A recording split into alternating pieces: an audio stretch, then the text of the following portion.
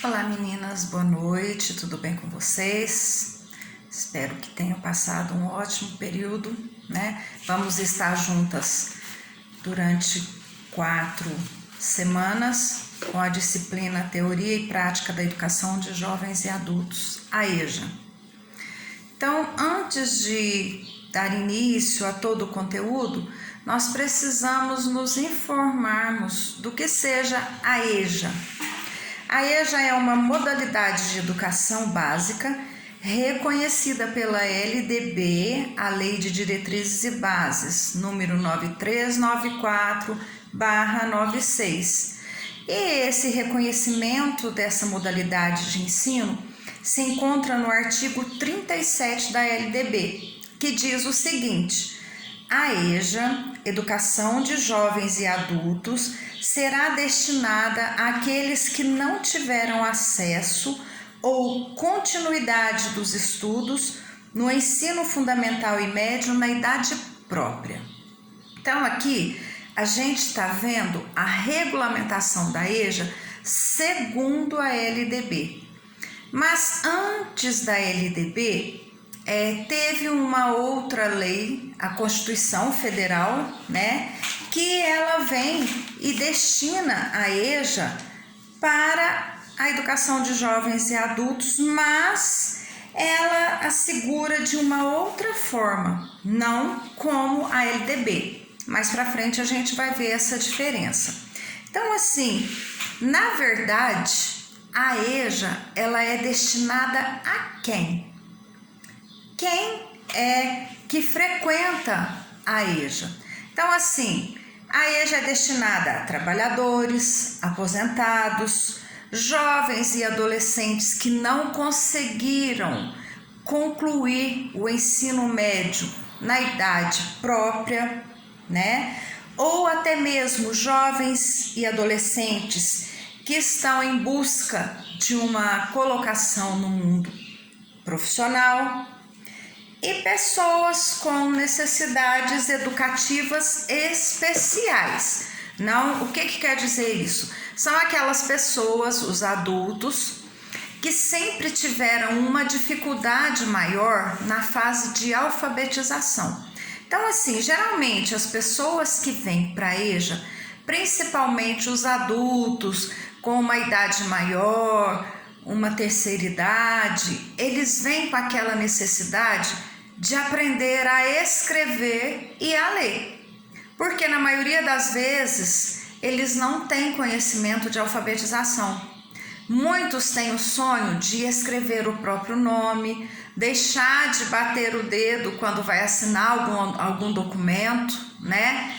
Então, assim, a população que frequenta a EJA está destinada a essa faixa etária. Então, assim, tem muitas pessoas que não tiveram a possibilidade de frequentar a escola no período regular. Por quê? Muitas vezes moravam na zona rural, eram impossibilitados de frequentar a escola. Muitas vezes eles tinham que trabalhar ao invés de estudar. E aí passou da idade certa de frequentar a escola, né? Então, eles são destinados a irem para a EJA, né? Que é uma educação destinada aos adultos, aos jovens. Só que, assim, geralmente, não é só para essas pessoas que são praticamente analfabetas, que não sabem nem ler nem escrever. Tem muitos jovens que não conseguem terminar o ensino médio no tempo adequado e acabam indo para a EJA para encerrar o ensino médio, né? E muitos também acabam tendo aquela dificuldade.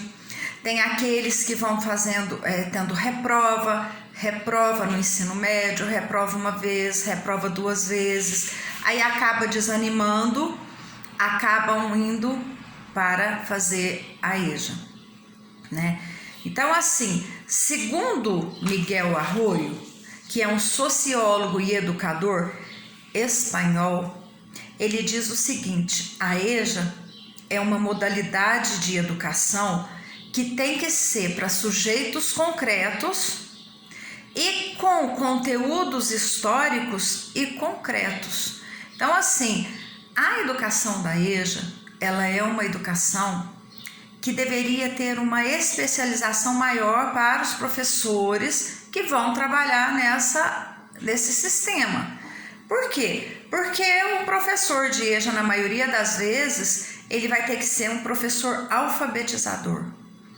Porque uma turma de 10, 15 alunos da EJA, de 15 alunos, vamos colocar uma porcentagem aí, 11 alunos são analfabetos, não sabem ler nem escrever.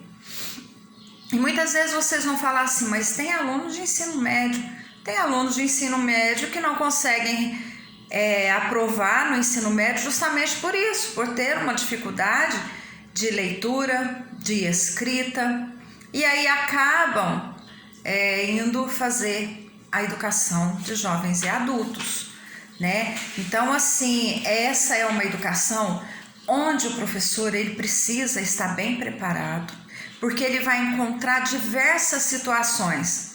Um aluno da EJA que vem da zona rural, muitas vezes, ele tem conhecimentos concretos da vida dele no dia a dia que nós que estamos ali estudando e estamos na escola não temos.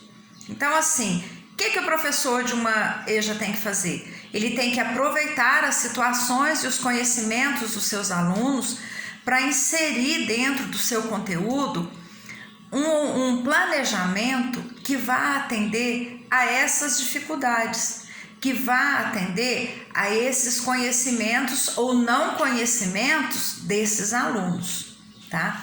Então, assim, vamos ver um panorâmica histórico da EJA, porque assim, a EJA, ela foi regulamentada pela LDB, mas alguns anos atrás já tinha alguns outros tipos de ensino de educação de jovens e adultos que já eram existentes no nosso país, não era como a EJA. Então vamos ver esse panorama, como foi passando o tempo até chegar na educação de jovens e adultos. Então assim, por volta de 1925 tinha uma lei que se chamava Lei Rocha Vaz ou Reforma João Alves. O que ela fazia? Ela atendia e foi criada para a escola noturna de ensino primário para adultos. Então, assim, nessa época era apenas alfabetização de adultos, em 1925. Aí foi passando o tempo, em 1960, Paulo Freire, que foi o que deu o boom na EJA, né, vem e começa a usar o seu método Paulo Freire, que mais para frente a gente vai ver como era esse método. Em 1988, a Constituição Federal, ela prevê a modalidade da educação de jovens e adultos como um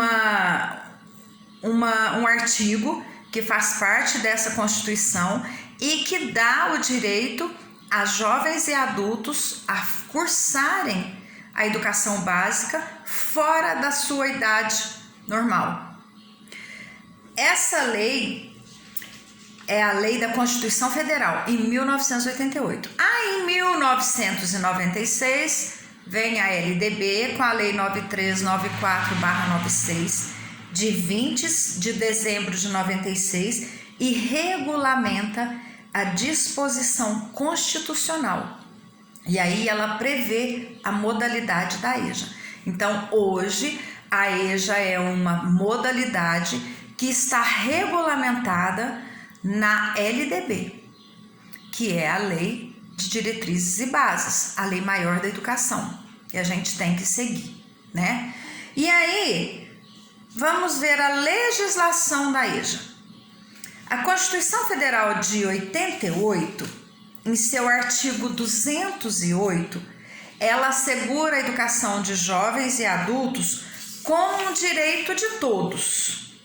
Então, assim, é dever do Estado que a educação seja efetivada mediante a garantia de ensino fundamental obrigatório e gratuito, assegurado inclusive a sua oferta para todos que não tiveram acesso na idade própria.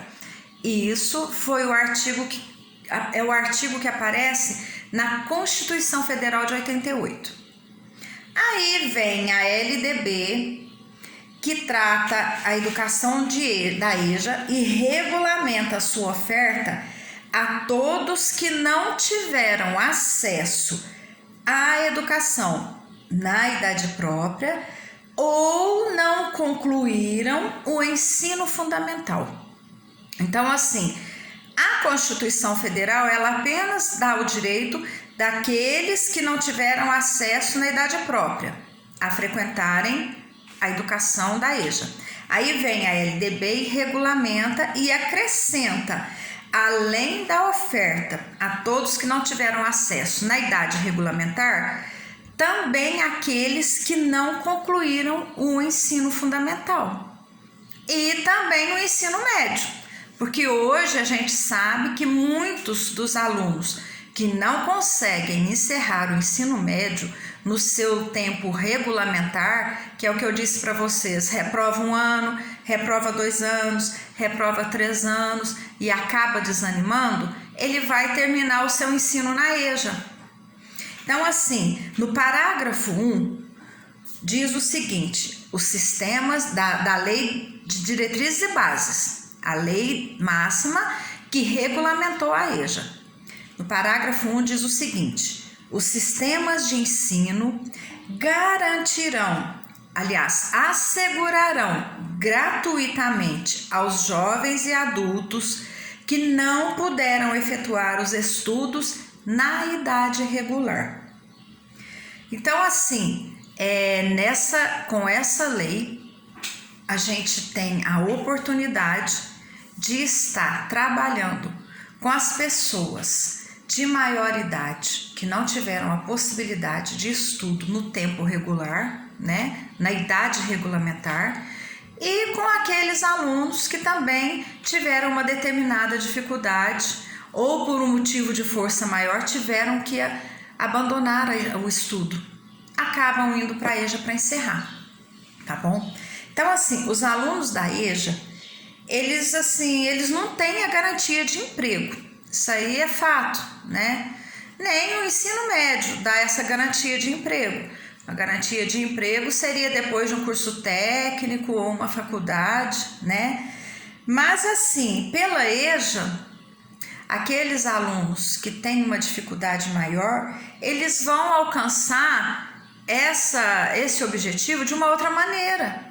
Porque se antes de fazer a EJA eles estavam parados por ter abandonado ou por ter sido reprovado e não terem continuado, a chance deles conseguirem uma colocação profissional era menor.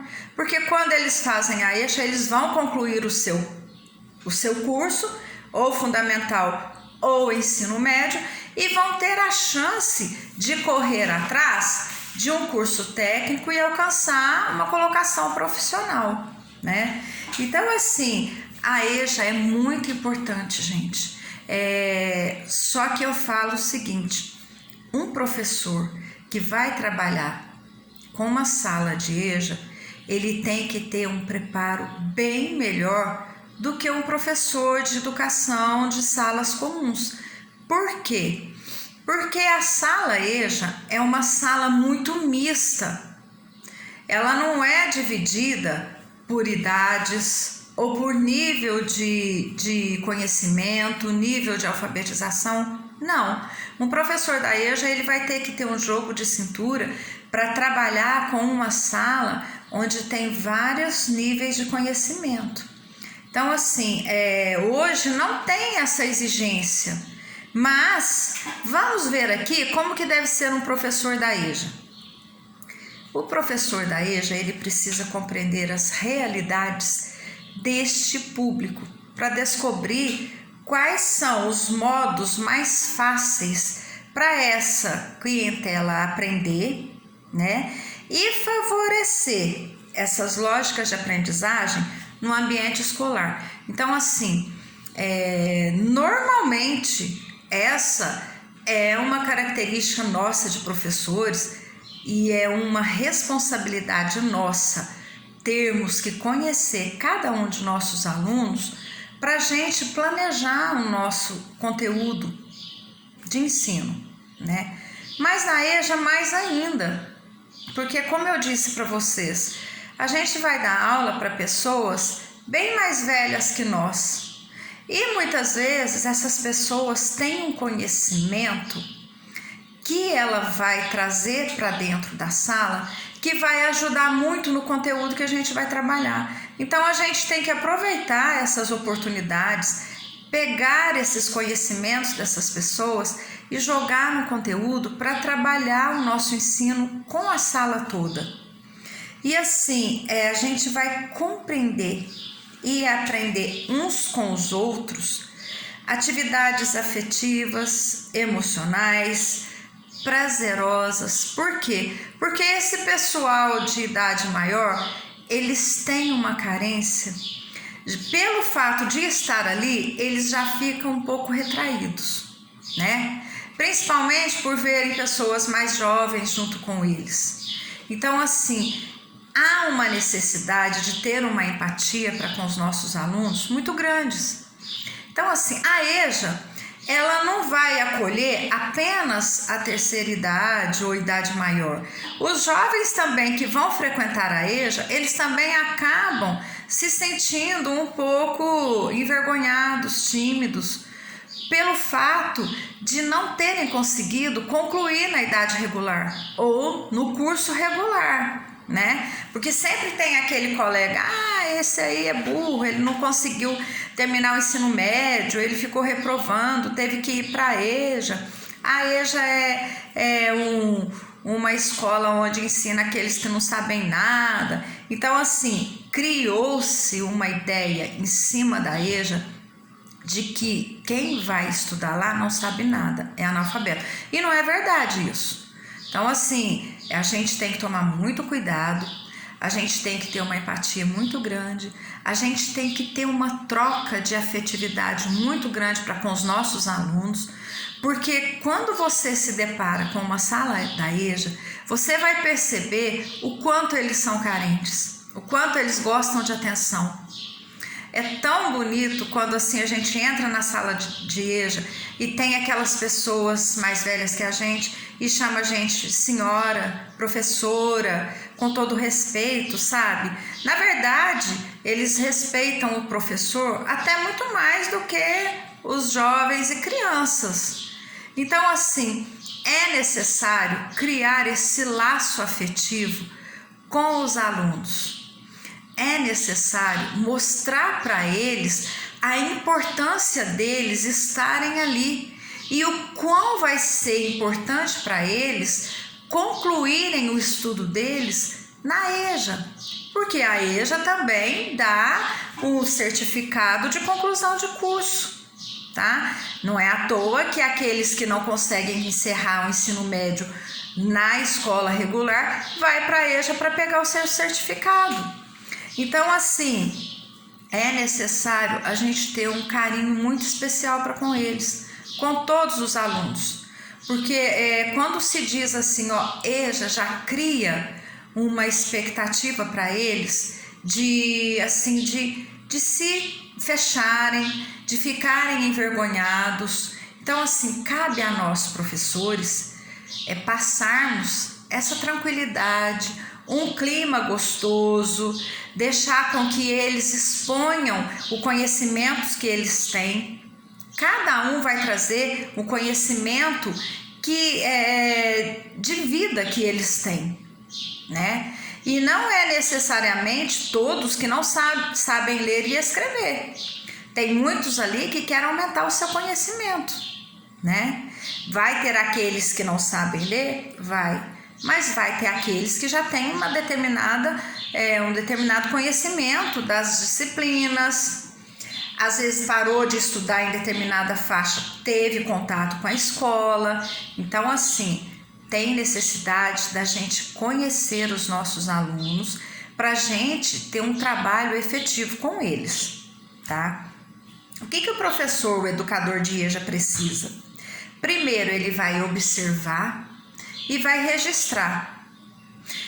É como se a gente fosse fazer uma avaliação diagnóstica como a gente faz na educação infantil, tá? A gente vai fazer dar um teste, sem falar que é teste, dar uma atividade para a gente observar e saber quem sabe o que, quem conhece o que, quem tem uma condição de aprender alguma coisa mais adiantada, quem tem aquela dificuldade maior. Então, assim, a gente vai observar tudo isso e vai registrar, tá? Vamos fazer um portfólio de cada aluno para que a gente possa registrar as dificuldades, os conhecimentos e até mesmo os não conhecimentos, porque a gente vai estar numa sala híbrida. Nós vamos ter que trabalhar de maneira diferenciada, tá? Observou, registrou? Cabe ao educador analisar. A gente vai analisar para a gente ver qual método que vai ser o melhor método para aplicar nessa turma. Porque não adianta nada a gente montar um planejamento dentro de um conteúdo usando um método que não vai ser adequado para essa turma. Nós não vamos ter sucesso. Porque cada um tem a sua limitação, a gente sabe disso, né? Até mesmo na escola de ensino regular, na educação básica, a gente tem que respeitar a individualidade de cada um, as dificuldades de cada um, a diferença de conhecimento de cada um. Desse mesmo jeito é na educação de jovens e adultos. Aí o que a gente vai fazer? Depois de observar, registrar, analisar, nós vamos avaliar todo aquele conhecimento, toda aquela dificuldade dos alunos e vamos fazer o quê? Planejar. Aí sim nós vamos planejar o conteúdo para trabalhar com a sala da EJA. Então, assim, nós jamais vamos levar um conteúdo pronto sem conhecer os alunos. E isso, educador nenhum tem que fazer, independente de EJA, educação infantil, ensino fundamental, ensino médio, independente de qual classe educacional, qual nível educacional vai ser. Antes de preparar o nosso planejamento, nós temos que fazer essa análise, observar, registrar, prestem atenção nisso, que é questão de avaliação, tá? Porque é muito importante o que o educador de EJA precisa. Ele precisa primeiro analisar, observar, vai observar os conhecimentos através de uma conversa informal, tá? Não tem necessariamente que ser através de uma atividade, mas através de uma conversa oralmente, a gente vai observar os conhecimentos dos nossos alunos, vamos registrar tudo isso que a gente conseguiu detectar dos conhecimentos e dificuldades deles. Depois a gente vai, depois de registrado, analisar, né? Analisar aquele que tem um conhecimento maior, aquele que tem uma dificuldade maior. Vamos avaliar para poder saber como eu vou trabalhar com determinada dificuldade, como eu vou trabalhar com aquela dificuldade maior ainda que aquele aluno tem, ou como eu vou inserir aquele conhecimento de um aluno que está um pouco mais adiantado em nível de conhecimento que o outro, e vou planejar, vou fazer o meu planejamento para poder atuar dentro da minha sala. Depois de tudo isso feito, a gente vai programar a nossa aula, programar o nosso plano de aula para cada dia com uma sequência onde a gente vai obter um bom resultado.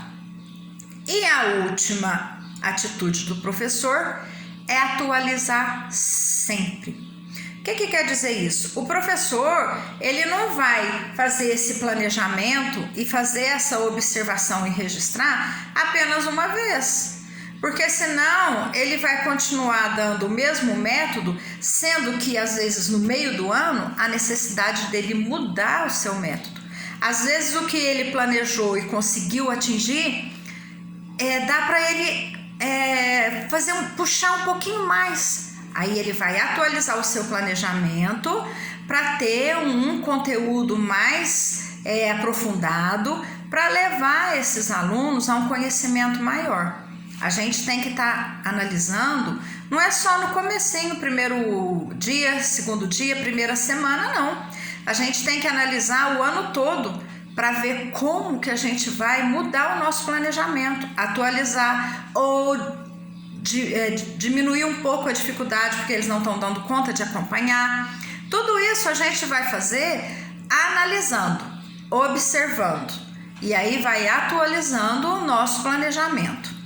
Então, assim, um educador, ele precisa atuar positivamente sobre um assunto assim que pega muito, que é o estigma do preconceito no retorno à escola. Essas pessoas, elas vão se sentir se sentir discriminadas por estarem retornando à escola em uma idade mais avançada. Então, assim, nós temos que passar para esses alunos a capacidade de eles entenderem que não há idade para aprender, tá? A gente aprende a nossa vida inteira. E que eles estão tendo a chance de conseguir se alfabetizar e ter um conhecimento maior ainda na idade que eles estão. Então, assim, que eles estão tendo uma chance muito grande de aprender, de se alfabetizar e não se sentirem discriminados pelo fato de estarem na escola com uma idade mais avançada, né?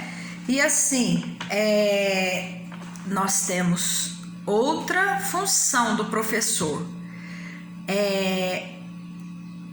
aquela dificuldade de adaptação do aluno na sala de aula, por se sentir excluído ou por muitas vezes se sentir assim, olhado com diferença, por ele ser um pouco mais velho, por ele estar fora da faixa etária. Então, assim, a autoestima deles nessa faixa é baixa.